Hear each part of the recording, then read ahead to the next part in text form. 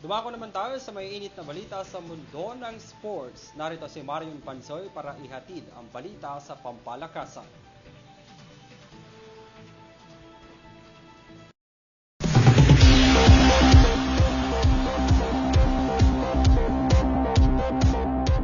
Narito ng mga aksyong balita sa larangan ng sports. Matapos ang ilang buwang pagdidesisyon, dideklara ni Dave Aldeponso ang kanyang plano na magpa-drop sa nalalapit na 2024 PBA draft.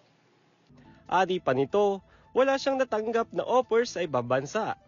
Sa kabilang banda, nagbigay ng inspirasyon ang kanyang tatay ni si Danny Aldeponso at kapatid na si Sean para magpa-drop sa PBA.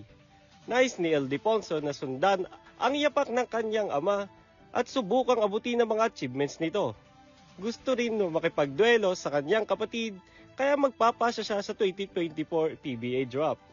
Ngunit hindi pa niya na-submit ang kanyang application sa PBA. Si Aldeponso ay sasabat sa Philippine side SGA sa paparating na William Jones Cup sa Taipei, Taiwan sa huling bahagi ng buwang ito. At yan ang mga aksyong balita sa larangan ng sports. Ako si Mario Pansoy. Balik sa inyo, Henry at Vanessa.